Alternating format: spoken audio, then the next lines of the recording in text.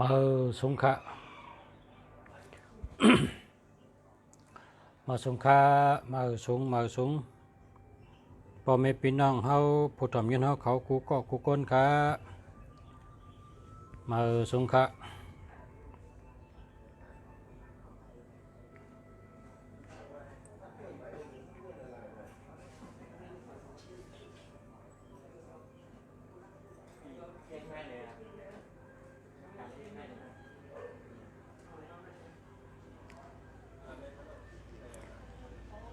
หากเราจะกล่าวถึงวรรณกรรมสาม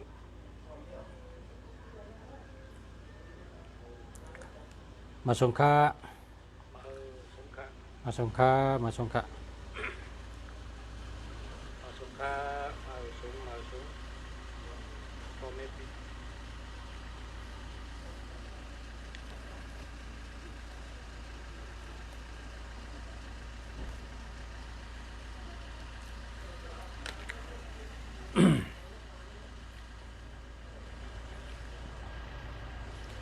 มาสงผู้ทำยิน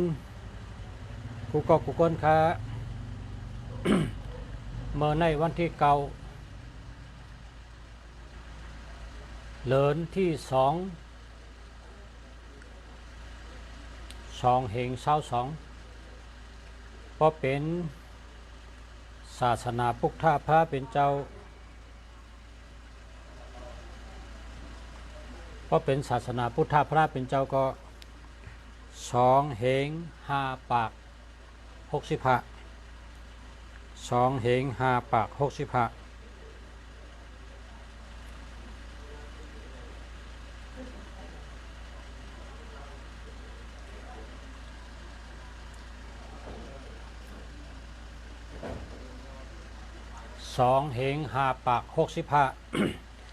2 5 6 5 2 5 6 5ปีศาสนาพุทธพระเป็นเจ้าใน2 5 6 5เตรียมเสดท้องไว้เตรียมเสดทงไว้เตรียมจับตัวไว้เพราะว่า2 5 6 5ในอาทิตย์ปีมันปองว่าเป็นสัตเทนะครับเป็นสัตเทครับพอเผามีตัวนับ5 6 6 5ก็เป็นสัตเทครับ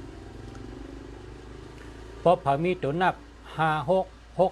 5อยู่ในหมายพงก็พ้นตั้งผ่านครับสั่งว่าในหมายพงนั้นมีค่าในหมายพงใน5 6ก็มี6 5ก็มีบ่ไหนก็เตรียมเอาเตรียมจับตัวไว้นะเตรียมจับตัวไว้ปีในเตลีทั้งปีค่ะการเงินดีการงานดีเพราะว่าปีศาสนาใน6 5 6ในเป็นตัวนับสัตเทค่ะพอเอาปีลุมพะก็ว่า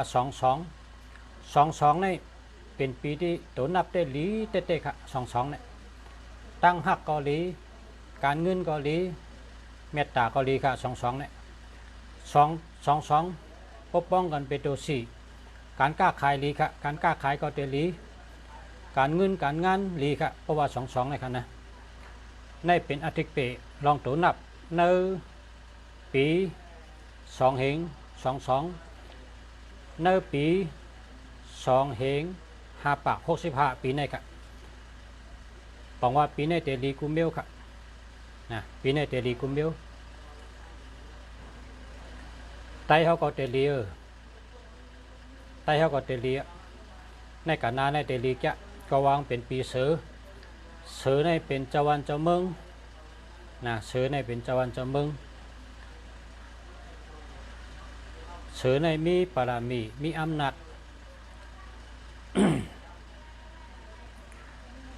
กำในจำพอเขาลาบหลีพอเขาลาบหลีพอเขามีลาบการเงินดีการงานดีก็เตรียมไว้ใส่ไว้ในท้องเตรียมไว้จับตัวเตรียมห้างเผอห้างมัน 6395 6395 6395แต้มไว้ในท้องแต้มจับตัวไว้แต้มจับถงแต้มจับท้องแต้มใส่ถงแต้มใส่ท้องไว้6395นะ6395นี่หลับดีทั้งปีการเงินดีการงานดีทั้งปีครับนะหลับดีการงานดีการเงินดีครับ6395กำในซ้ำแต้มแทงพอเขากล้าขายดีพอเขากล้าขายดีแต้มนะพอเผอเป็นก้นกะพอเผอเขากล้าขายดีก็แต้ม4289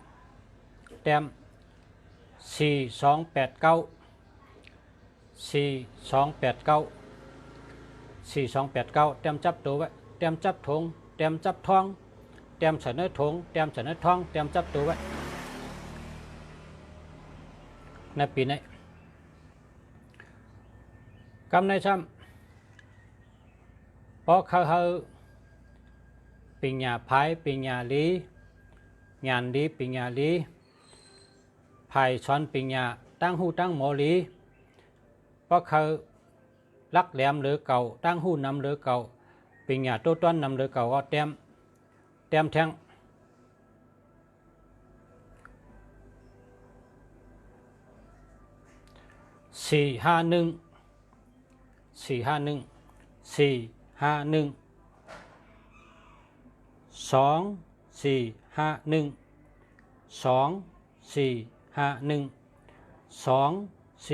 451 นะแต้มไหมพอแต้ม2451นี่เสนอถงเสนอท้องการเห็นดีเห็นปิญญาหยันภายหยันดีตั้งหูน้ำปิญญาลองการเห็นการสอนการเรียบเห็นกว่าห้องเห็นสอนเด็กสอนไล่กับคืนห้องเห็นสอนเด็กสอนไล่ก็ดีอันนั้นก็ลูกอ่อนห้องเห็นให้เขากับห้องเห็นแล้วก็ให้เขาคัดใจเห็นกว่าห้องเห็นก็ให้ครูเขาสอนก็หังสู้ครูสอนจึงก็หังต้องนำหังได้ปิญญานำให้มีญาณนำให้เป็นคนดีครูก็หักได้กองก็หักคนหลงก็หักตะเปตะปานคนอยู่จำคนอยู่หิมห้อมเผาหันก็ให้เปิ้นหักนะให้คนหักนำให้คัดใจเห็นปิญญาให้ใกล้กับห้องเห็นให้คัดใจกับห้องเห็นให้ป้าอกป้าเจอป้าตัวป้าเจอกับห้องเห็นก็แต้มไว้2451นะ2451แต้มไว้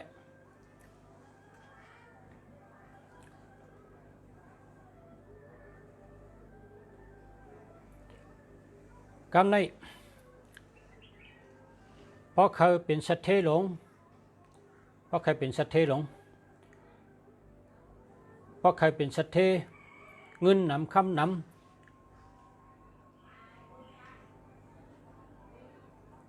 เพราะใครเป็นสัตเทหลงแต้มไว้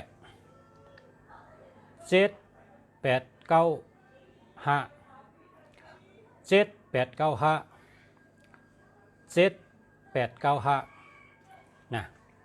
7895เตรียมไว้จับตัวจับคิงจับถงจับท้องไว้อันนั้นก็กว่าชื่อไม้พงเหมือนจังภาษาว่าเนี่ยกว่าชื่อไม้พงอันจังไหนเสนอพงก้อยกะเพราะว่าไม้พงเนี่ยอันเก่าตั้งอันใหม่เนี่ยเจ้าจอมกันเนี่ยอย่าไปเจอแล้วล่ะเพราะว่าหมายพงเก่าอ่ำลีหมายพงเหมอลีเพราะเจ้าจอมกันนี่มันหันจูงค่ะมันหันจูงมันไรพอนดีก็เปว่ามันเหมือนโจรตั้งเหมือนเจ้าอยู่จอมกันเนี่ยโจรก็แม่นเหมือนเจ้าก็แม่นโจรโจรก็ถูกเหมือนเจ้าก็ถูกโจร โจรก็มเกียกเหมือนเจ้าก็มเกียกโจรนะโจรดังเหมือนเจ้าอยู่จำกันเลยก็เปิดจากนั้นแหละหมายพงนี่พอเจออันดีก็เขาเปียดอันให้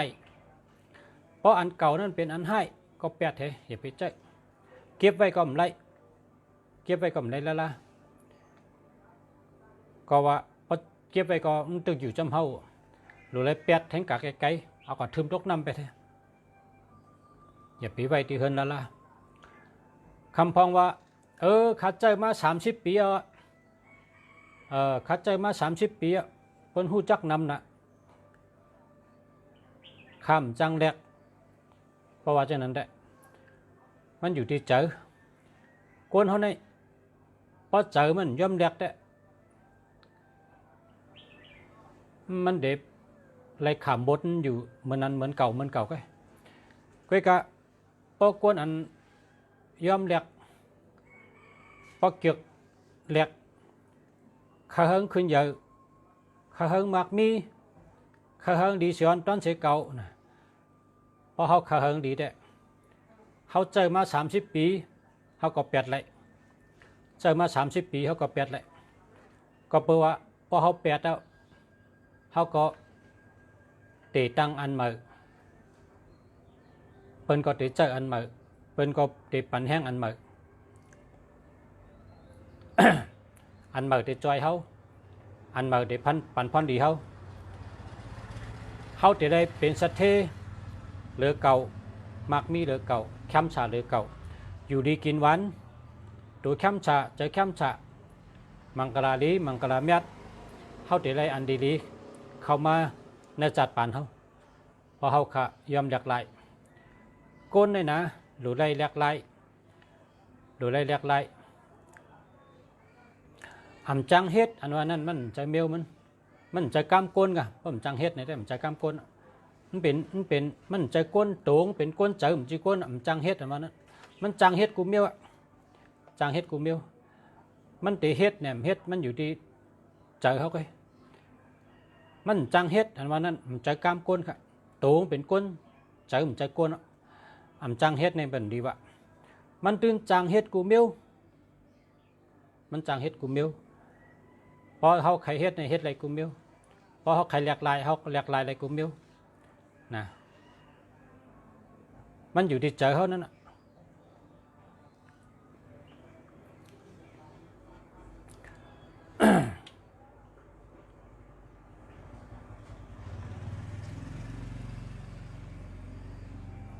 ก็เพราะฉะนั้นแหละ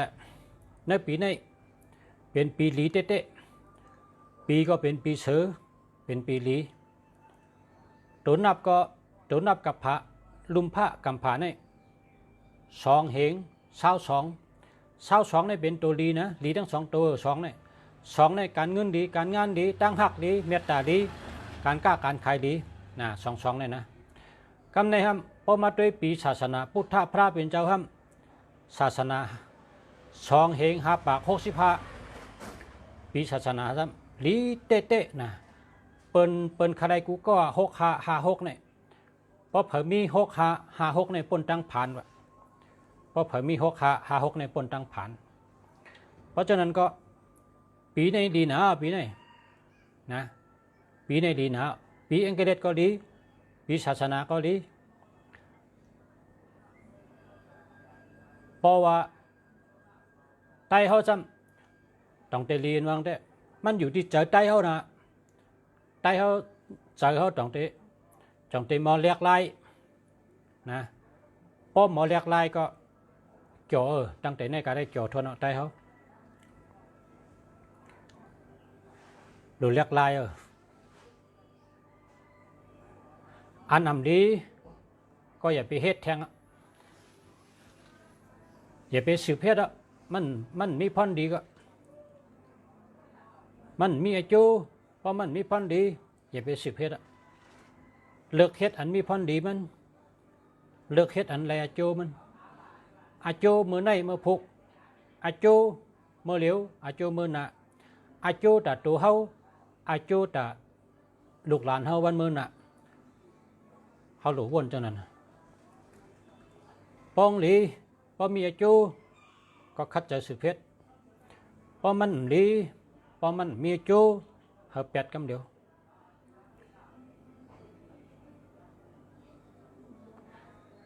เหมือนก้นเป็ดเมนั่นน่ะก้นเป็ดเมยิงก้อนหนึ่งนี่อาจ้างดีน่ะดีฮักน่ะงานปีญาก็ดีลุ่มลาลูกล่างก็ดีการเงินก็หมอหาการนาเฮิรนก็หมอเฮ็ดนะพอเฮาซ้ำพอมันแหมมันลึบมันพอมันปลายกันเนี่ยเฮาซ้ำเชื่อหลายเป็นเช่นนั้นนะกำในพอทางมียิงกองซ้ำการเฮิรนก็หมอ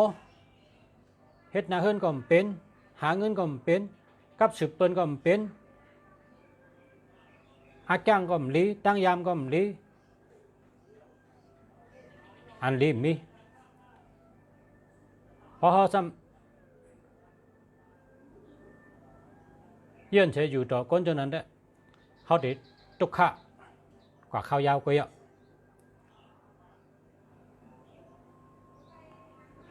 เป็นเช่นนั้นครับกำในซ้ำลองตั้งอันปนมานั้นเขาลืมไปซึ้งเฮ็ดโบเหยียบหายกายเหยียบแน่นไปซึ้งลองตั้งอันปนมานั้นเขาตีมาเขาลืมต้นมาเขาตั้งตีเริ่มต้นมาตั้งแต่เมื่อในกะวันที่เก้าในกะวันตามือนะเขาก็ลองหลีเดเข้ามาหาเขาแต่ก็หลีชื่อเสียงหลีเงินหลีคำหลีบารมีอำนาจหลีคนหักนำคนหักหลีดีที่เข้ามาหาเขาเพราะเขาเริ่มเฮ็ดอันดีฉะนั้นครับเขามีหมายพงเพราะมันดีเขาอย่าไปสลายมันห้ามหลุดสลายกูเปิ่นหูจักอ่ะกูเปิ่นหันว่ะกูปั่นมีปัญหากูก็นั่นก็ในมีปัญหาห้ามย่าว่ะเจ้าไหนเนี่ยลีดัดละเขาหลูหัก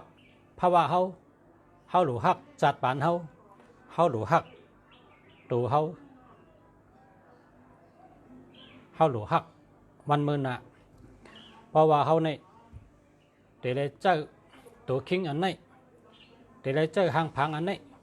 พอเมย์เขาเฮ็ดมาปันเขาเดี๋ยวได้เจออันนี้กว่าก็เป็นนั้นเขาหลูหักตัวเขาหักใจเขาหลูหักสายใจเขาจัดปานเขาพอเขาหักจัดปานเขาตีป้ากันขึ้นเยอะมาสูงพอเขาหักจัดปานเขาตีป้าเขาทุกขะอยู่ที่ตัวเขาอยู่ที่ใจเขาเฮ็ดเราก็เร็ว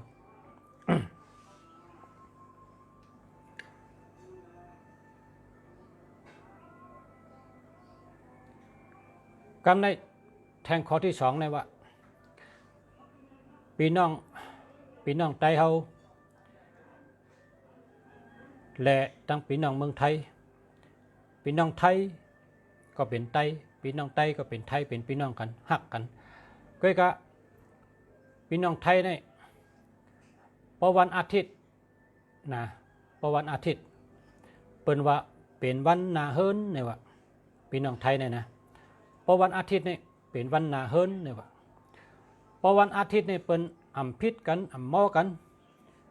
พอวันอาทิตย์เนี่ยเปิ้นก็ซื้อเนื้อซื้อปลาซื้อตั้งกินหวาน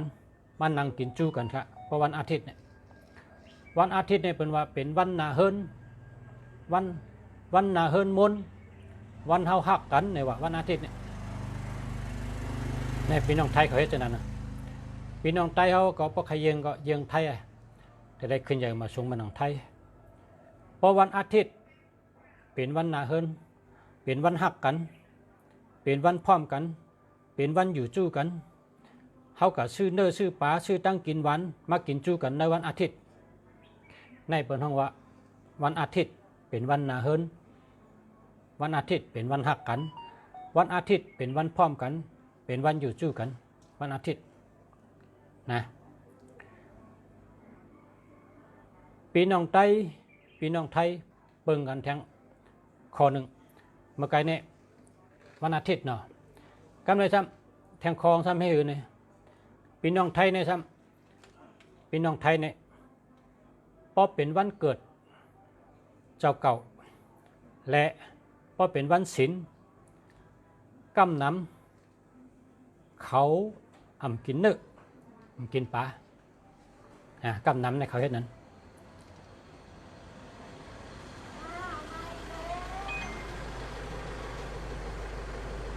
พอวันศีลในเขากินเนื้อกินปลาพอวันเกิดเขาก็กินเนื้อกินปลาอันนี้เป็นพี่น้องไทยเขาเฮ็ดครับพี่น้องไทยวันศีลวันธรรมและวันเกิดเจ้าเก่าเนี่ยเขากินเนื้อกินปลาเขากว่าหยัดน้ำกับใบพลากาลูกาตันเฮียก็หยัดน้ำวันเกิดปอกวันศีลปอกนะพอใครเฮ็ดจังไหนก็พอเป็นได้ก็ดีกำนำในพี่น้องไตเขาซ้ำพี่น้องไตวันเกิดนี่เพราะวันเกิดเจ้าเก่าเนี่ยนะเพราะว่าเจ้าเก่าเกิดวันจันทร์พอถึงวันจันทร์ก็ดูไรลองซ้อมดูไรไวพลาดูไรหยัดน้ำเขาวันเกิดยาวเพราะวันศีลเนี่ยอย่าไปกินเนื้ออย่าไปกินปลานะเพราะวันศีลเนี่ยอย่าไปกินเนื้ออย่าไปกินปลาเพราะใครกินเนื้อเพราะใครกินปลาเนี่ยให้ซื้อกินวันอาทิตย์เพราะวันอาทิตย์เนี่ยให้ซื้อกินเนื้อซื้อกินปลาวันตะนึงกันหน่วยเนี่ยซื้อเนื้อซื้อปลามากินจู้กันซื้อตั้งกินดีตั้งกินหวานมากินจู้กันค่ะวันตะนั่งหน่วยนะวันตะนั่งหน่วยกินจู้กันมีหังก็กินจู้กันซื้อเนื้อซื้อปลาซื้อตั้งกินหวานมากินจู้กันค่ะวันตะนั่งหน่วยพอวันศีลวันธรรม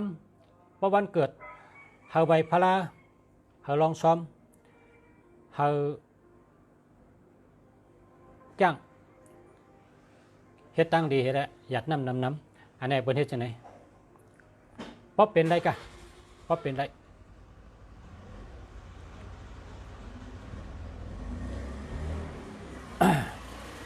พอเป็นได้แรกพี่น้องไทยได้เขาเฮ็ดจังนั้นเนาะแห้งแล้วเฮ็ดทางใดวันศีลเนี่ยเปิ้นกินเนื้อกินปลาเนี่ยคายินเขาลัดว่าเพราะวันศีลเนี่ยเปิ้นว่าวันพลาเนี่ยว่ากำไทยเนี่ยเขาห้องวันพระเพราะวันศีลเนี่ยเขาห้องวันพระเพราะวันศีลเนี่ยเป็นวันพลาเนี่ยก็ว่าเขาไม่เคยกินเนื้อไม่เคยกินปลาก็บอกว่าการุณารู้สัตนะวันศีลเนี่ยไม่เคยกินเนื้อไม่เคยกินปลารู้สัตยาววันเกิดนั่นน่ะเพราะวันเกิดเนี่ยก็เปว่าเป็นวันเกิดเฮาแล้วเฮาใครกินเนื้อใครกินปลาเฮาคุกจะได้แม่เฮาเกิดเฮามาเมื่อไหร่เนี่ยวันเกิดก็ข่มกินเนื้อกินปลาวันศีลก็ข่มกินเนื้อกินปลาเคยจะนั้นอันนี้ป๊อใครฮู้ไว้กะสั่งว่าพอเฮ็ดอะไรก็ตัวพอใจมันเก่งก็นะมันได้ใจเฮ็ดพาใครเฮ็ดก็เฮ็ดก่อมแปงลองลัดนี่กันไกะพอเฮ็ดจังได๋แหละเหมือนไทยมันติแคมเฮ็ดทางแล้วลุงเสียวนทางเจ้านั้นนี่เพราะว่า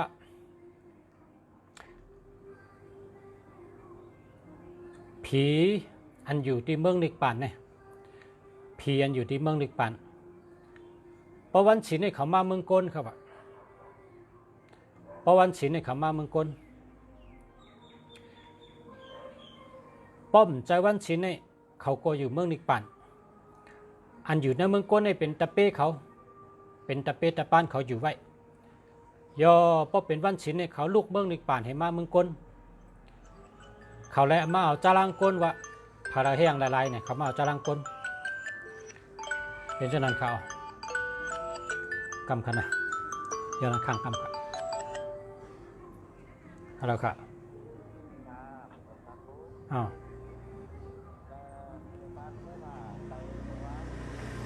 อ๋อค่ะได้ปานเอาอันได้ปานเอาค่ะเอ้ย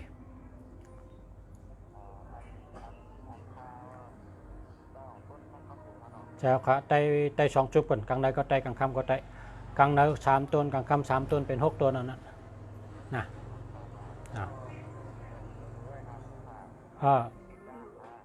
ดีอยู่ค่ะแคมป์ค่ะเปิดด้วยกลางค่ำในเปิดด้วยเป็นแคมป์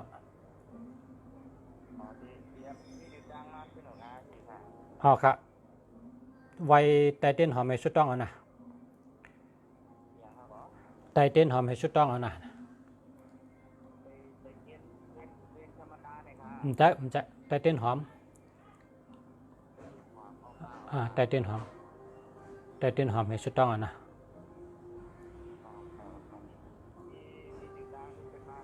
เอาค่ะมาค่ะเอาค่ะ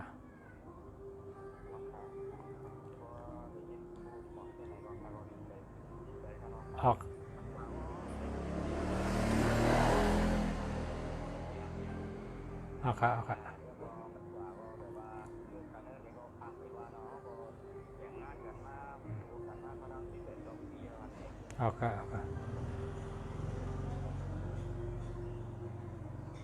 ในเนาะภาษาทึกไทยทอดโชว์ตัวในค่ะขอบคุณครับ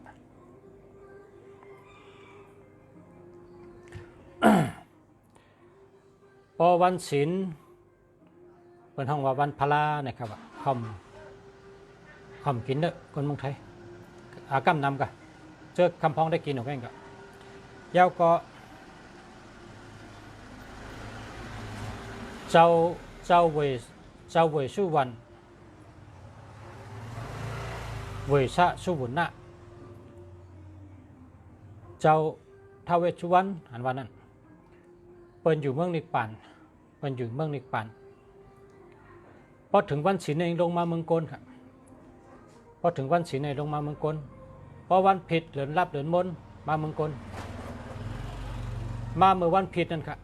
ลงมาตัดเสเฮียก็มาเอาจรัง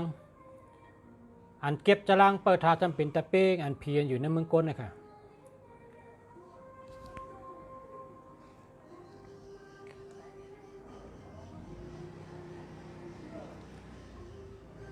เขาเจ้าว่า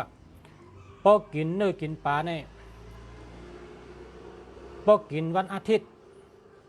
วันนาเฮิรเนี่ยนะมันก็อาเปียดมันก็มจะยอพอกินวันศีลเนี่ยพอมีอาเปียดก็อาเปียดใหญ่นะพอเวไรพอเย็นไรนะวันเกิดเหวันศีลเหเนี่ยเย็นจำตื้อช่างว่าเย็นได้นะช่างว่าเย็นได้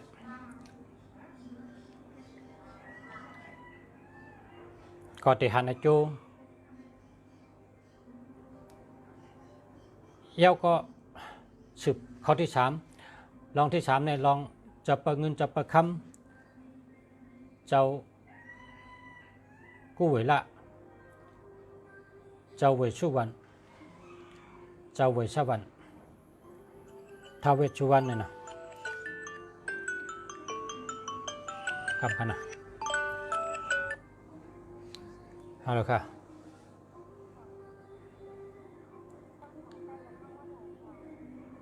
ชื่อว่าไหนเมื่อว่าโทรมาจ้ะค่ะ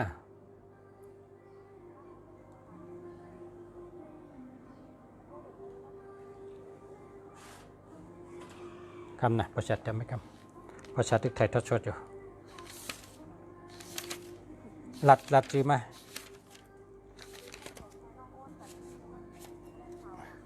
เมื่อว่าได้ไต่ปันกูกอไกแต่กำจำไม่ทั้งกูลืมชื่อว่าก็หลังๆไงทางกอเนาะ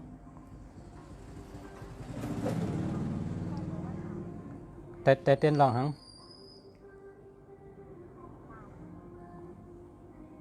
อ๋อวันที่9 2 เดือน22เอาครับ ตัวเร็วถ่ายทอดโชว์กรรมที่มือตัวที่ห้องพลาน่ะตัวจะรังน่ะกรรมมือตัวปัน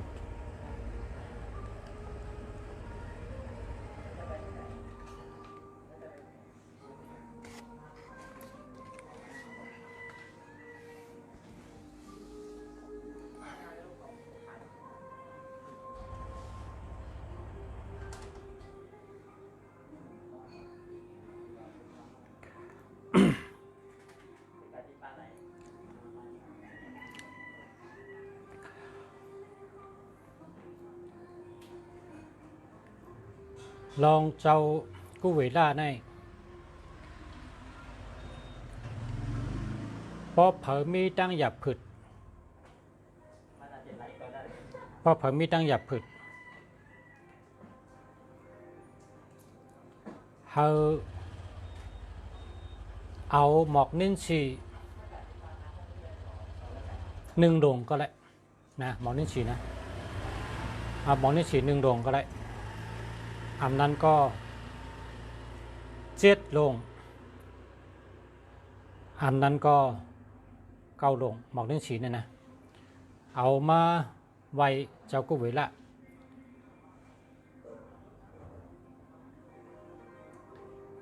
พอมาไว้ก็ดัดจือนะวันเกิดอาชักแล้วก็ดัดตั้งดูเข้าเหรอ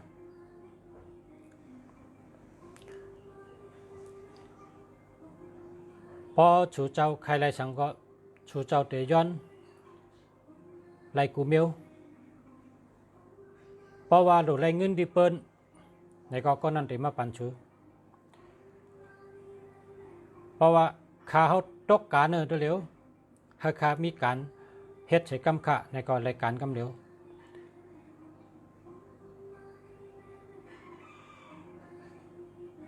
อันนั้นก็มินินะเพราะมินิให้ข้าเลยปีนี้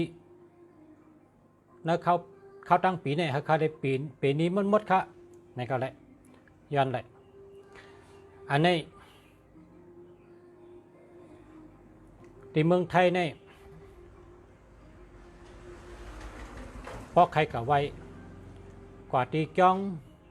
จึงดามุนีนะเพราะกว่าที่จ้องจึงดามุนีเนี่ยคนเนี่ยขึ้นบักขึ้นไล่เข้าแถวกันเป็นนั้นนะตั้งวันกูวันนะกลางคืนก็ต่อถึง12 โมงครับกลางคืนในต่อถึง12 โมงพอปน12 โมงได้เจ้าที่จ้องเป็นปิกประตูเป็นปันเข้า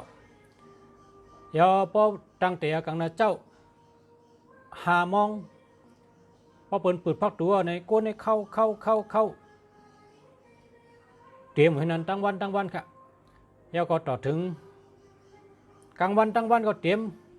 ต่อถึงกลางค่ำเปลี่ยนเช่นในตาเชกะเปลี่ยนหนูเช่นนั้นคืนหนูตั้งวันตั้งคืนค่ะตัวเดียวในก็คืนมาคืนเพราะชูเจ้าอยู่เมืองไทยเนี่ยชูเจ้าเตรียมเขากับเนื้อยูทูบว่าจ้องจิงดามุนีเนี่ยนะจ้องจิงดามุนีเพราะใครกับไว้กันนั้นนะกับย้อนช่วงก็กะย้อน1 เมลกันนะพอย้อน1 เมลเนี่ยไล่กูก็นะไล่กูก็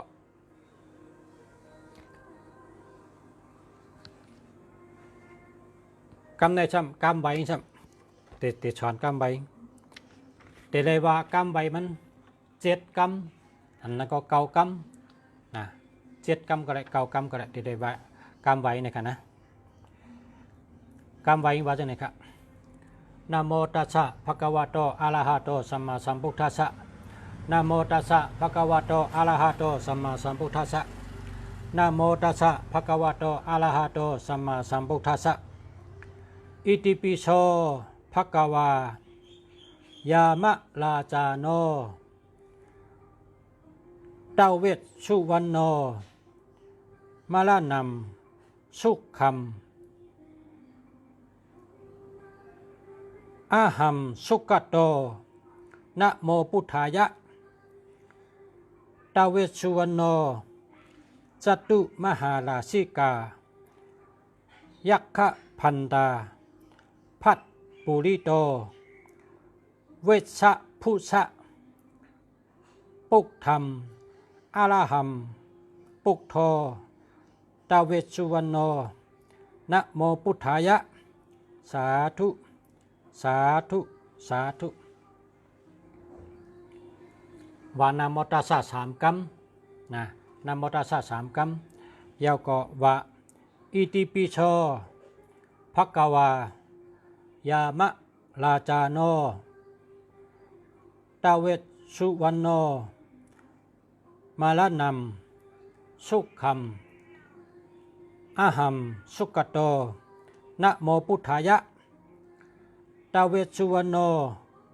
จตุมหาราชิกายักขะพันตา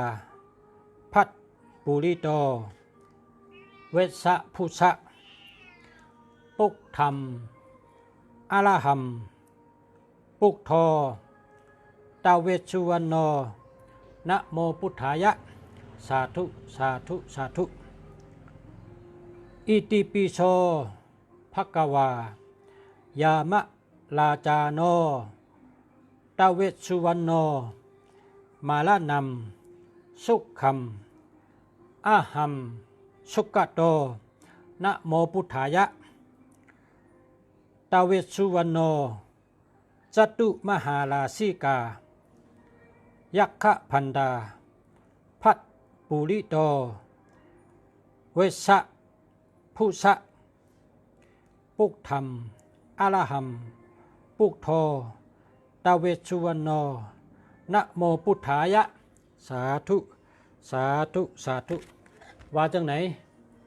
เก้ากรรมก็แล้ว7 กรรมก็แล้วเพราะว่าก็เฮาเตย้อนชูอีหังก็แล้วก็กาย้อนเมียวเหลียวกัน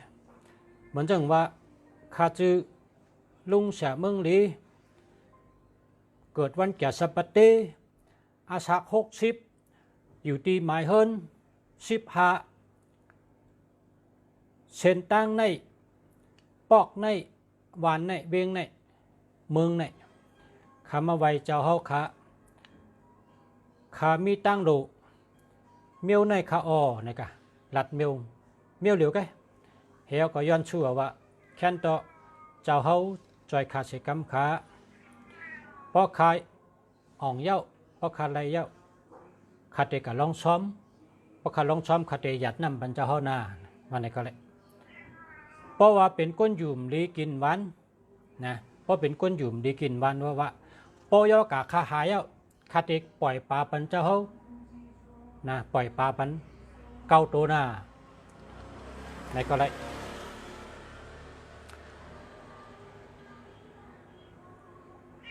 เพราะว่าหลุไรนี้หลุไรนำนาเป็นล้าน2 ล้านก็เพราะคาไรเงินเยอะนะเพราะคาไรเงินเยอะคาเตก็ซื้อพารา1 สูพาราสู5 นิ้วอันนั้นก็9 นิ้วคาเตซื้อเฮียก็เตรียมจื้อเจ้าเขาใส่ที่พารานั้นคาเตเอามื่อดูที่จ้องคาเตดูด้านบรรเจ้าเขาค่ะหยัดน้ำบรรเจ้าเขาหน้าว่าจะไหนไว้เพราะว่าเป็นเบี้ยวลำรองก็นะเพราะว่าเป็นเบี้ยวลำรองก็ให้รัดไว้ก้อยกาป้อมลำรองก็อย่าไปรัดนะป้อมลำรองก็อย่าไปรัดเฮาย้อนชื่ออะไรกันป้อมลำรองก็อย่าไปรัดป้อนรัดในแต่ละเฮ็ดจอมนะป้อมลำรองเต้ๆอย่าไปรัดป้อนรัดในเป็นเศษจะเปิ้นห้องว่าวาจาเศษจะวาจาชบกรรมเนี่ยเปิ้นเลยรัดเอาแต่ละเฮ็ดจอมป้อมลำรองอย่าไปรัดวาจาเศษจะเนี่ยอย่าไปรัดละคาเตเฮ็ดนั้นคาเตเฮ็ดไหนคาเตหลูเช่นนั้นคาเตหลูเช่นไหนคาเตปล่อยนกคาเตปล่อยปลาอย่าไปรัดละโกลืมหรือโกมเป็นไรนะป้อมอาเยใหญ่ก้อยกับป้ออาเยใหญ่ก็รัดป้อรัดเอาก็เตรียมไว้หมายไว้สังวางออกมานะสังวางออกมาภายใน3 เดือนออกเยอะป้องออกเอาแต่ไรก็เฮ็ดเตี้ยนะมังก็รัดว่าคาเตหลูกองโกนยาวป้อหลูกองโกนยาวในหังเสียงหลังเลยเปิ้นให้ขาในเป็นคนมีชื่อเสียงหลังเหมือนเสียงกองกลยาวนั้นให้หลังตาเสเนี่ยมังกองกับรัดจังนั้นปองอ่องเอาแต่ได้กับเฮ็ดกองกลยาวให้หลูเต้ได้ครับอันนี้เป็นรัดนะตีนั้นเป็นรัดมังก็ว่าขาเตหลูจี้เจนะจี้เจว่าขาอ่องขาหลูจี้เจให้เสียงขาดีเหมือนจี้เจทำได้หลูเต้มังก็ว่าขาเตหลูมองลงในก็จะได้หลูเต้ขาเตได้หลูหิงลงในก็จะได้หลูเต้อันนั้นเป็นกับเจ เจิญเป็นรัดกะเจิญเป็นมิตัวทบนั่นเป็นรัดว่าป้อมลำลองอย่าไปรัดนะอย่าไปรัดละป้อมลำลองเคยกับป้นลำลองก็ป้นรัดแต่ได้เฮ็ดเตะแต่ได้เฮ็ดจอมนะในก็ย้อนแต่ย้อนไรนะกามไว้อันในบ่ผักอะไรก็สั่งมานะลุงเสียได้ส่งมันมีนาฬิกเป็นอากาศ3 กองเนี่ยบ่ผักอะไรกามไว้ก็สั่งมาได้ส่งไปชนีปันเป็นกามไว้เจ้าเพราะการดูในดูบอกนิ้นสี1 โรงก็ไร7 โรงก็ไร9 โรงก็ไรเย้าก็กันต่อครับสังว่าอยู่ที่เมืองใต้เปิ่นบันเขาเมืองไทยเพราะอยู่เมืองใต้เพราะใครไวกุ้ยเพราะใครย้อนกุ้ยเพราะใครไวกุ้ยเมื่อไหร่ก็เพราะเผยอยู่เมืองใต้สั่งมาน่ะข้าได้ส่งเมื่อปันอันนี้ส่งเมื่อปันในเมืองใต้เขาไล่กูเวียงครับส่งปันในเมืองใต้ไล่กูเวียงเจออันอยู่ในเมืองใต้นะเพราะเผยใครไล่เจ้าประเงินเจ้าประคำเจ้ากู้เวละ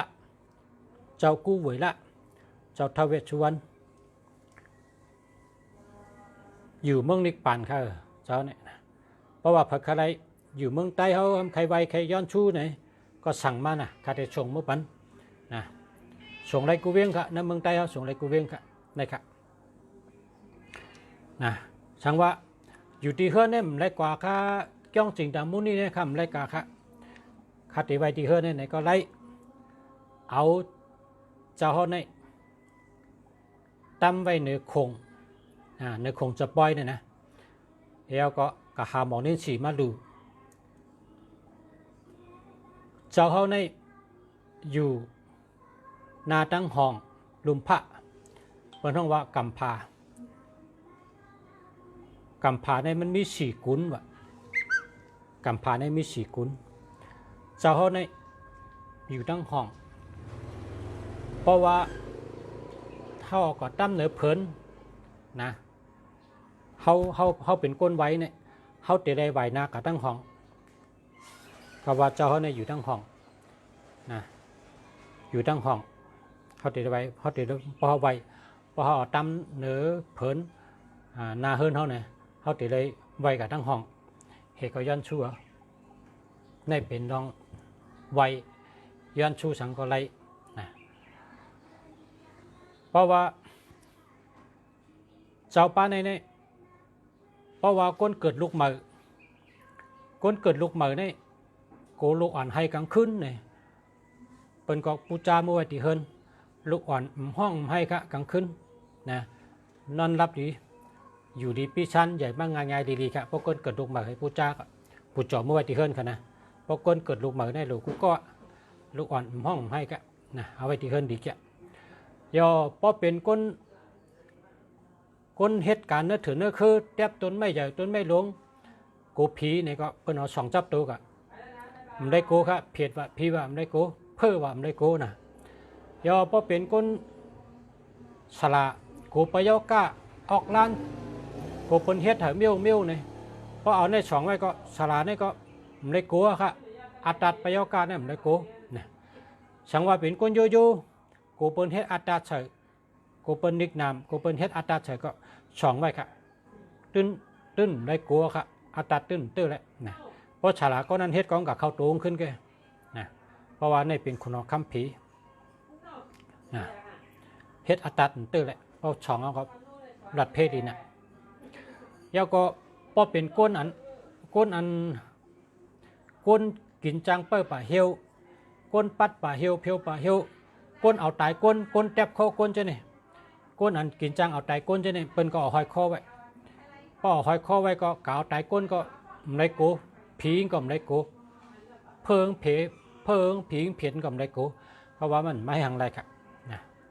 มือกุปอกในมือปันเจ้าผ้าในเปิ้นมีก้นกินจังแทบเข้าก้นเจ้าผ้าเขาเจอกระเต็บแปดแท้ไอ้ในเมียแปดเนี่ยเป็นกระเต็บคลองแปดเนี่ยเป็นหอยไว้จังไหนมันได้โกหังนะนอนก็รับรีมันได้โกมันมาหลอกมันได้โกมันมาเก้าหังนะก้นกินจังเอาแต่ก้นก็เป็น2ไว้แล้วก็ เอาสองไว้ที่ตัวเขาก็หลอดเพเอาสองไว้ในเฮิรนก็เฮิรนเขาหลอดเพเพราะเป็นตีจ้องนะเอาไว้ตีจ้องตั้งจ้องก็หลอดเพเจ้าสั่งเขาหมุนจ้างเขาไม่ได้โกผีไม่ได้โกเพียดอะนะไว้ตีจ้องก็เลยที่เมืองไทยเป็นมีกูจ้องนะเนาะหนึ่งจ้องในเป็นมีหนึ่งสูตรตีจ้องเป็นที่เมืองไทยเป็นมีกูจ้อง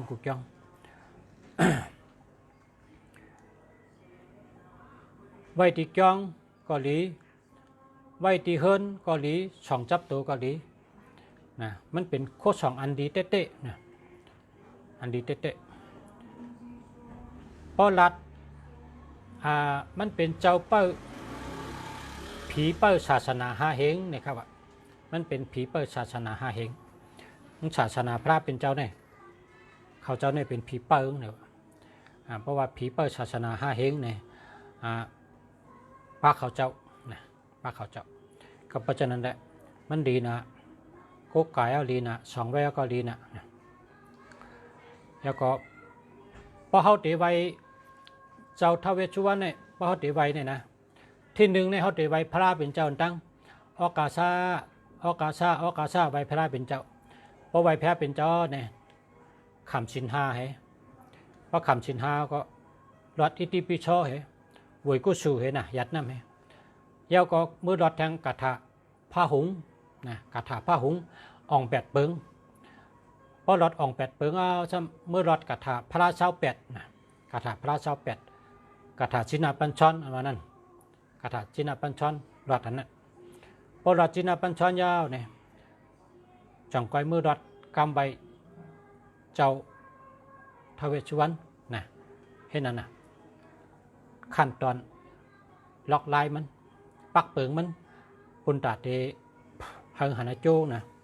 หังหานาโจที่หนึ่งเนี่ยแต่ได้ใบพระเป็นเจ้าเพราะว่าเจ้าท้าวเวสสุวรรณในมันนับถือศาสนาพุทธพระเป็นเจ้ามันหยุ่มย้ำและมันเป็นผีเป้าศาสนาหาเหงเขาหลุดเลยใบพระใบพระเหขำชินหาเหพอยาก็หยัดน้ำไว้ก็สุแล้วก็หลอดอ่องแปดเปิงนะพระหงซาซะเพราะเพิกอะไรอ่องแปดเปิงสั่งมาลุงชาได้ส่งปันปับเมียนะปับอ่องแปดเปิงเมียหลอดอ่องแปดเปิงแล้วก็หลอดจีนาปันช้อนนะพอหลอดจีนาปันช้อนเราจังใครมาหลอดกระถากำใบเจ้าเห็นไหมมันแต่ได้หันอจูนะเป็นโคสองดีเป็นโคสองดีในเมืองจับปานในเปิ้นห้องว่าผีปลาเงินผีปลาคำในเมืองเขเปิ้นห้องก็ว่าผีปลาเงินผีปลาคำนะในเมืองที่เป็ดนะเมืองที่เป็ดเนี่ยนะเปิ้นก็ห้องว่าผีปลาเงินผีปลาคำเมืองใต้เขาก็เปิ้นห้องว่าผีปลาเงินผีปลาคำเมืองใต้ก็นะมีเมืองไทยในเปิ้นต่างชื่อเหมือนะเปิ้นว่าท้าวเวสสุวรรณเนี่ยว่าท้าวเวสสุวรรณในเมืองมาในเขาไล่หันในปริกีนะในปริกีในสุกที่แปดอาตานาที่สุกนั่นไล่หันมันเขาเต็มไว้ว่าเจ้ากู้เวยละนะคะในมันได้ห้องว่าเจ้ากู้เวยละนะ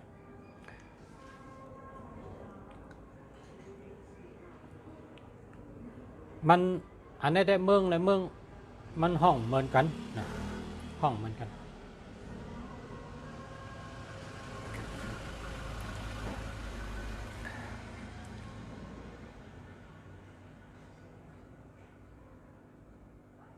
อันพอในเมืองไทยในเป็นห้องว่ามหาเทพนะมหาเทพมีเจ้าจีว่ามีเจ้าพระพรหมพระวิษณุเนาะเป็นห้องว่ามหาเทพเนี่ยนะสามเจ้ามหาเทพพ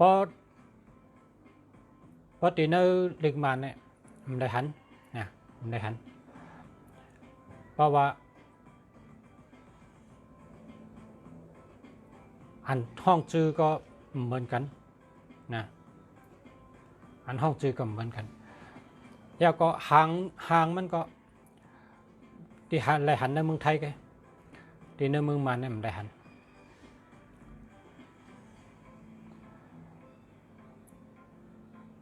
ปอฉะนั้นปอเขาใครก็ไก่แนะนำพ่อแม่พี่น้องเขาปูจอ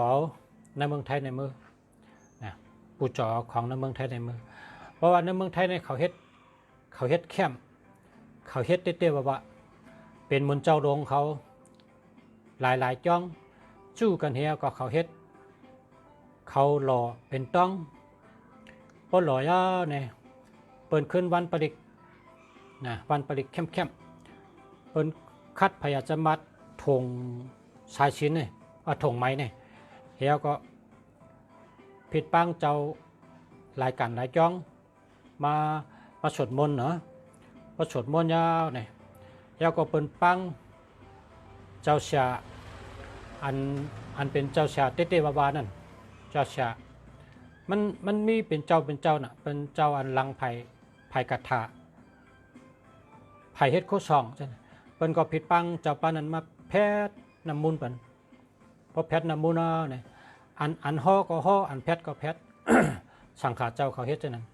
เฮียเปิ้นจังไกปันตะกาเขาก็ไก่มันเป็นอันดีนะมันเป็นอันดีพออยู่ที่เมืองไทยก็กับผู้จ้าฮังกวยที่จ้องจริงแต่มุนีนั่นน่ะได้จ้องอ่ะค่ะได้จ้องอ่ะนะได้จ้องอ่ะไรอันนั้นมันเสกขาค่ะเสกขาเปิ้นเฮ็ดเฮ็ดวะเปิ้นเฮ็ดเข้มนะเฮ็ดจอมปักเปิงจีการมันเข้มนะแล้วก็เปิ้นยุกปันเป่าปันช่างใจเปิ้นเข้มน่ะค่ะเนาะอันพ่อแม่พี่น้องเขาไรแต่ได้ก็ไก่อันดีได้ช่องอันดีนะแล้วก็เพราะว่าหูจักค่ะเจ้านั้นคะแนนหูจักเนี่ยก็สั่งมาที่ข้าก็ได้เอาให้ส่งบรรจุเจ้าก็อะไรค่ะนะ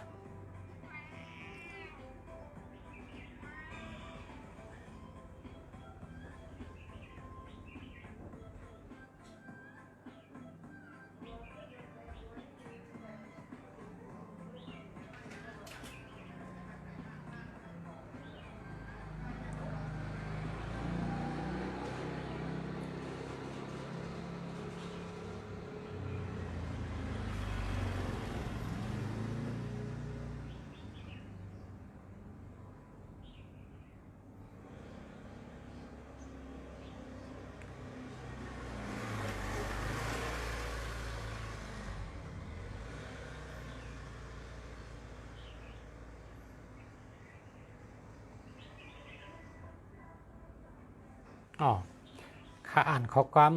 อันพี่น้องแต้มเข้ามาวันศีลปู่ศีลนายศีลเขาแต้มกินนึ่มกินปลาคาเนี่ยลีค่ะนะแล้วก็อันคำพองในขายินว่าญาเปิ้นดิกนามอันญาเปิ้นเฮ็ดเฉยจังนี่เพราะว่าพอสู่เจ้าเลยยินขาลาดหน่อยสู่เจ้าปุจจอเอาเมียวในมือส่องไว้ที่เฮือนสู่เจ้าละอันเปิ้นเฮ็ดนั่นสู่เจ้าอย่าไปวนถึงมันทางเสปอกละอันเปิ้นเฮ็ดไว้ประโยก้ากูเมียวนั่นมันได้เสริมกับมุนมดมันได้เจิมกับมุนมดมันได้หายกับมุนมดได้กลัวนะเพราะว่าก็เหลอผู้เหลอเผาเลยญาเปิ้นเฮ็ดนิกนามเปิ้นเฮ็ดประโยก้าเสียออกล้านเขาเฮ็ดเมียวเนี่ยนะเฮาสู่เจ้าผู้เจาะเอาเจ้าท้าวเวสสุวรรณในมือไว้ที่เฮือนสู่เจ้าละอยู่ดีกินวันตั้งเฮือนค่ะใครผู้เจาะที่ประชาที่ในก็ไรใครให้ส่งมาบันที่เมืองใต้ก็ไรค่ะนะเทปูจอกก็คือก็ไรค่ะมันมีเจ้าเล็กเจ้าใหญ่ค่ะมีเจ้าเล็กเจ้าใหญ่พอเงินเกก็ปูจอเจ้าเล็กมือพอเงินน้ำก็ปูจอเจ้าใหญ่มือมันเหมือนเท่ากับปูจอพระราต้องนะอันนี้ก็เป็นต้องค่ะอันนี้ก็เป็นต้องค่ะนี่เป็นต้องค่ะเป็นต้องเต๊ะปูจออันเล็กก็กาเล็กปูจออันใหญ่ก็กาใหญ่นะใครกำเขามีเงินน้ำ มีเงินนำก็ปูเจาะเจ้าใหญ่ชูใหญ่มีเงินเกก็ปูเจาะเจ้าเรียกชูเรียกให้ในมือเอาไว้จับตัวไว้จับเฮิรนนะเพราะกวางอะไรก็จับตัวเพราะอยู่ที่เฮิรนก็ไว้ในแข่งพระนะมันเจ้าเป็นผีเป้าศาสนาหาเหงเอาไว้ที่ในแข่งพระคำเดียวก็กะแต้มหรือพระอีกนึงนะไว้ในแข่งพระเป็นเจ้าในนางสูงอันนี้มันเป็นจันแต้มลงนั่นนะ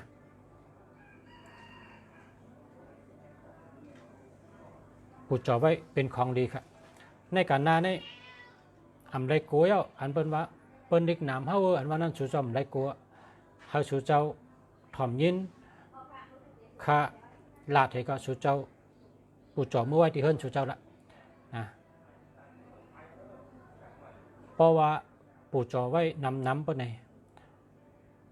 พาเรามาเฮ็ดสู่เจ้าก็ปีญามันได้ขึ้นกับเข้าตัวมันก็นั่นไงสู่เจ้ามันโดนลัดลองว่าโกเปิ้นเฮ็ดเนี่ยมันโดนลัดอ่ะมันได้โกมันได้หนองตาครับนะจอยได้เตรียมครับจอยได้ดีๆงามๆครับมันดีเต้ค่ะดีเต้ห้ามแทงมีหมุนเจ้าป้างมันก็เฮ็ดย่องหน้าค่ะหมุนเจ้าในมีเงินฮะนะก็ชื่อหน้าให้เอาก็เฮ็ดย่องค่ะนะขายเฮ็ดทางกุยมันจางลักษณะมาเฮ็ดนี่ลักษณะนี่กำพิษกันเฮกำหยัดตกเฮกำอยู่ดีเนี่ยมันเฮ็ดอะไรค่ะย่องดังนั้นมันเฮ็ดอะไรล่ะกันในลักษณะก็เผามาก็ปนขึ้นไปที่ขำเลยกำตกกำพิษกันกำอยู่ดีเนี่ยลักษณะเขาไปที่กันในเจ้าเสียในจังกว่ารัดนี้มันเจ้าลงเขาว่าเขากะเฮ็ดข้ากะเฮ็ดย่องข้าตีเนื้อนาบุญไก่เปิ้นไก่กะมีหวานก้นจำผังหน้าในมีหวานก้นข้ากะชื่อหน้าให้เฮ็ดย่องค่ะเฮ็ดไรเจ้าเสียผีให้นานกะรัดนี้มันเจ้าลงเขาว่าเจ้ากว่าปูเจาะเจ้าท้าวเวสสุวรรณให้เจ้าเอามือไว้ที่เจ้าเฮ็ดย่องนั่นแหละเพราะเจ้าปูเจาะมือไว้ได้ย่องเจ้าในเผยมาเฮ็ดก็รักษามาเขามาเฮ็ดนะอำหยัดตกทั้งพิษกันเยอะเป็นตั้งเป็นเยอะย่องเจ้าก็ได้เย้าง่ายดีๆว่าเนี่ยมันก็ถ่อมกล้ามเจ้าเสียลงให้กับปูเจาะมือกำเดียวเพราะปูเจาะมือก็เจ้าก็ว่าข้าเฮ็ดย่องเฮงอ่องใส่กำเฮรักษามาเฮ็ดมันเย้าง่ายดีๆใส่กำเนี่ยเจ้าก็แต่เต้นหอมให้ลาดปันเนี่ยเฮ็ดนั่นแหละจ้องหลังนั่นก็อ่องเอาค่ะตัวเดียวนี่เย้าก็มือเดียวในจ้องก็ย่อเหก็มันเจ้าขึ้นเฮ็ดทางเจ้าท้าวเวสสุวรรณเนี่ยเฮ็ดไว้ชูยาวชูหนึ่งตีนาจ้องนะตาสีเขียวไว้ตาสีเขียวเฮ็ดไว้ชูยาวเช่นนั้นค่ะอันนี้ก็เป็นลองเตงค่ะเนาะเพราะว่าพอเราได้ใครกัดด้วยจ้องเนี่ยขัดดิป้ากันนี้ก็ได้นะข้าก็ย้ำกระดูกกับไว้มาเขาว่าเจ้าเสียเฮ็ดไว้เจ้าท้าวเวสสุวรรณอาทิตย์เป๋บอกว่ามันเจ้าก็ใครนี่ลองตั้งเจ้าไหนนะข้าเขาใกล้กระดูกกับไว้นะแล้วก็จ้องเจ้าก็ดีเจ้าสั่งก็มี10 ไปแล้วก็ยาหันมีเมื่อนั้นเอามี10 ไปกับตัวเดียวในมี5 ป้านะเพราะเนื้อหวานในมี10 ไปกุศินหวังเจ้าเพราะเนื้อหวานได้มาจำชิ้นมี11 12ยาหันแต่ตัวเดียวใน5 ป้า6 ป้าก็มีแต่เสะนะเจ้าสั่งก็มี10 ไปจ้องเจ้าเข้มดีแกในก็ว่าพอไม่พี่น้องเขาในเมืองไทยเขาอำไรกลัวว่าเปิ้นดิกจากเปิ้นดิกหนาเมื่อนั้นอำไรกลัวนะใครอยู่ที่ในต่างรัฐปะนะช่วยจำลูกกลัวในกันนะอำไรกลัวครับเอาของดีมาต่างรัฐปันชูเจ้าให้ชูเจ้าชื่อเมื่อไว้ที่เมืองไทยละชื่อไว้กูก็หนึ่งเจ้าก็ได้ชื่อไว้กูเฮิรนหนึ่งเจ้าก็ได้ชื่อเมื่อดูดิจ้องหนึ่งจ้องนะให้มีหนึ่งสูก็ได้นะอำนั้นก็ ชูเจ้าเมื่อจังหมอมือเป็นเมืองเฮาเอาเพชรเมเฮ็ดทั้งกล้วยก็ได้นะเฮ็ดไว้1จ้องใน1สูบนะพอเฮ็ดไว้ก็เจ้าสั่งก็รัดเพมันจอมมันจ้างก็รัดเพหลีนะพร้อมกันหักกันอยู่จำกันกัดเย็นๆแล้วก็อยู่ดีกินหวานผีอำนิกจักเมี่ยมดีนั่นมันนิกจักไรค่ะเนาะอันนี้ก็เป็นอันดีค่ะเนาะเอาใส่เนื้อถุงเงินจังไรข้าวเอาใส่เนื้อถุงเงินก็ไรเอาหอยคอก็ไรนะกล้วยกาอย่าไปใส่ท้องก้นนะอย่าไปใส่ท้องก้นหาไว้ซุ่มกันนะชูเล็กกาฮือคานะชูเล็ก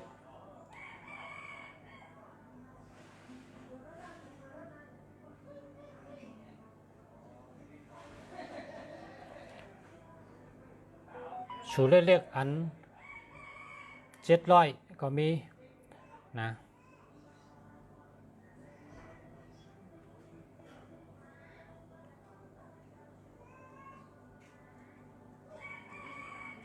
มีไว้ของดีในเดียวคนเขาคันนี้เขาอยู่ดีกินหวานอยู่ดีกินหวานให้รัดเพเพราะเงินหนึ่งหาได้ต่อเสกกาโจอันไปแล้วก็ไว้ก็พึกไว้กำใบนะกำใบก็เหมือนคาวานั่นพึกไว้กำใบเขาก็รัดกระทะอันกำใบเจ้านั้น1 วัน 1 ปอกรัด3 เปลี่ยนรัด7 เปลี่ยนรัด9 เปลี่ยนกำฮอดตันไง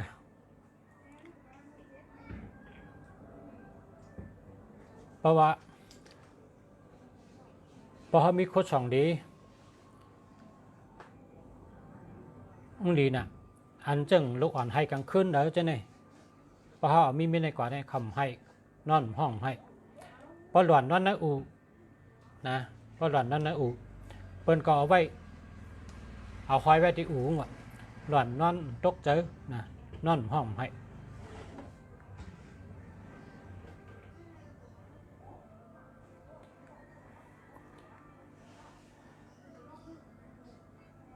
อันเปิ้นนิกนามเปิ้นเฮ็ดไปยกะออกล้านตั้งเสียงในชุมได้กลัวนะอย่าไปกลัวตึมโลโก้เสียแล้วนะเพราะชุดเจ้ายินโกก็มาปุจเจาะจับตัวไว้นะเพราะว่าตุ่มขนเนื้อยุกนะตุ่มขนเนื้อยุกชุดเจ้าเอาจับตัวกำเดียวเอาห้อยคอกำเดียวเพราะว่าอันคนที่เป็นหลักๆลายๆเนี่ยพอเขาเตะอาบน้ำเขาก็เอาน้ำในอาบนะบางก็เอาน้ำในหลูเอาขึ้นกินให้ในเขาเฮ็ดกันตีตองกี้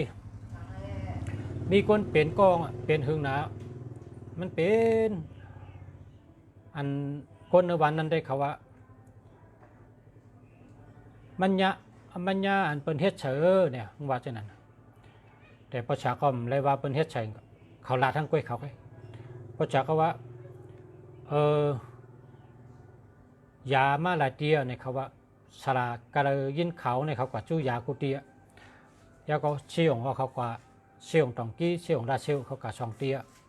เอาขึ้นมานอนไว้ให้นั่นนะขึ้นนอนไว้ให้นั่นกันในลูกทำเหตุการณ์ที่เมืองไทยเนี่ยลุงเหตุการณ์ที่เมืองไทยโทรมาจูประชาก็ว่าปู่โจเมื่อองค์ใหญ่ๆปู่โจเมื่อองค์ใหญ่ๆเพราะองค์ใหญ่ใน2006นะเอามือกับ2 องค์ค่ะเอามือ2 องค์แต่องค์นี่มันเอามนเจ้านั่นอะไรครับมนเจ้าติจ้องอะไรนึกเอามือดูติจ้องแต่ตาองค์ตาเจ้ากับเอามือดูติจ้องตาเจ้าซ้ำเอามือเฮิรน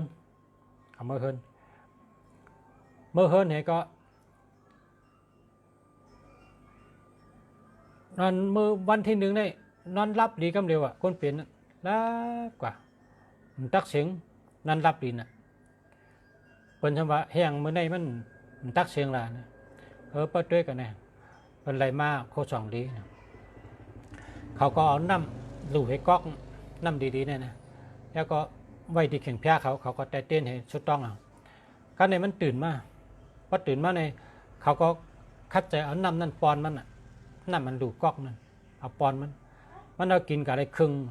ขึ้นเอารูปหน้ารูปโหรูปตัวรูปคิงให้เพชรมันที่นอนเนี่ยเมื่อเดี๋ยวนี้นะกว่าอะไรไปอะไรขึ้นค่ะกว่าอะไรไปอะไรขึ้นลูกมันเป็นแชมป์มากกว่านั้นนะลูกมันเป็นแชมป์มากกว่าเพราะคำพ้องเตะหูจักเอากันนะลูกมันเป็นแชมป์มากแชมป์มากก็ว่าจมหนาลุงเสียตัวใดๆกวางเลยก็อะไรขึ้นอ่ะกว่าตีเนี่ยนะกว่าเหลี่ยงบินคนเท่าด้วยเนาะกว่าอะไรไปอะไรนั่นน่ะกว่าเลยลุกเลยลานกว่าเฮิร์นของเฮิร์นจานยังกว่าอะไรหมดอ่ะแค้นขึ้นน่ะอันนี้เมื่อปนมาหลายวันในคาคอลาดอ่ะมีเหมือนเจ้าลงป้างเหมือนเจ้าใน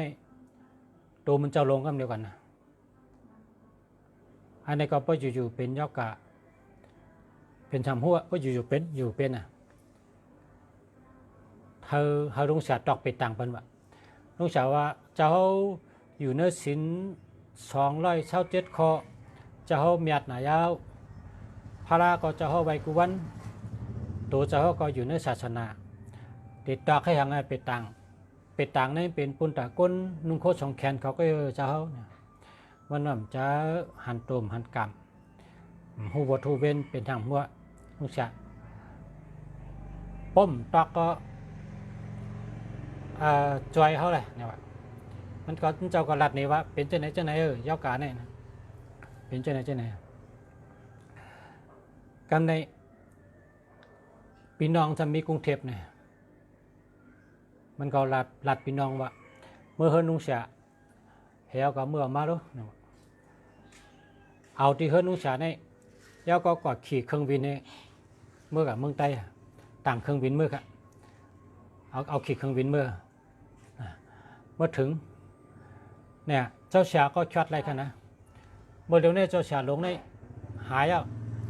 เหี่ยวเจ้าเสียขึ้นกับจังหมอปันเนี่ยนะมาปันไว้ฉุย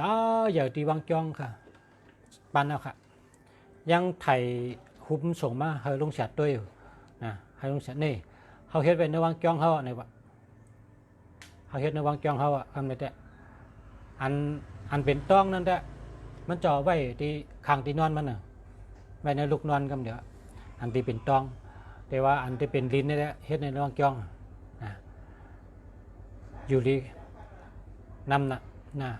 เจ้าก็คนวันเยิงกองกว่าลมนั้นนะไปได้เป็นวางญาผีเนาะนั่นก็เป็นแต่หามมาเหี่ยวก็มาก็ขาวไปได้ซื้อลึงไปแต่อันนั้นก็ลุกให้การเมืองไทยน่ะลุกมาเอาเมื่อตำไปหัวนอนให้ต่างสมต่อให้ไว้ต่างสมต่อไว้ตัวเดียวในแค้นขึ้นเนาะกว่าหน้าอะไรขึ้นเนาะครับนะเป็นเรื่องวันเยิงจังว่าอันนี้มันเป็นดีเต้ๆเขาเพราะคนอยู่ดีนะต้อง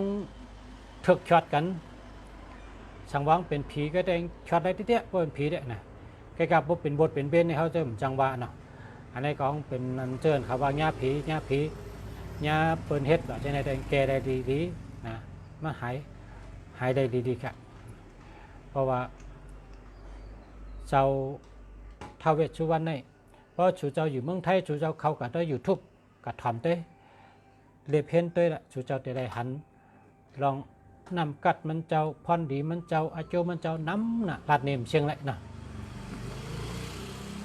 ลาดเนมเชียงแหละมันเป็นของดีครับเป็นข้อสองดีให้พ่อแม่พี่น้องเขาเชิญมาหาเงินก็ให้เลยมีเงินมีกินมีใจกินเชียงรูมเชียงใช้ใจมันเชียงพอมีจับตัวก็พอเร่งไม่เร่งก็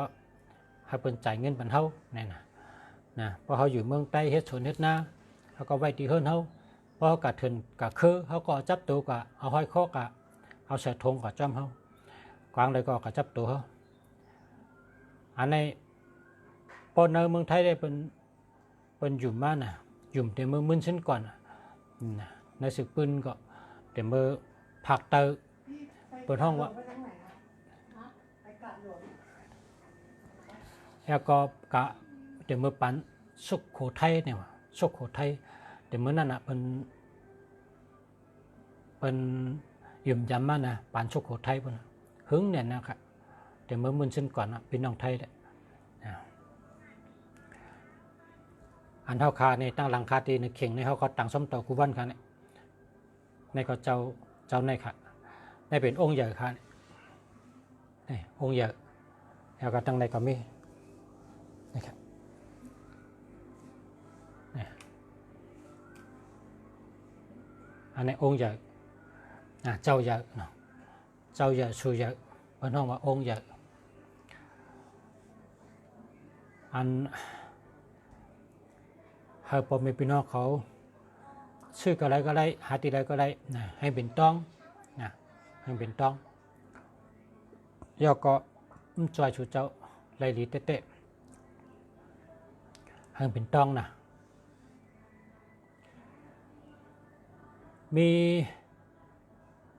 มีอันเมืองไทยในห้องนางเอกนะ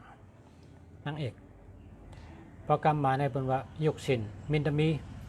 ชื่อเสียงหลังก่อนนะมันจะโกไก่เนี่ยมันจะโกไก่เนี่ย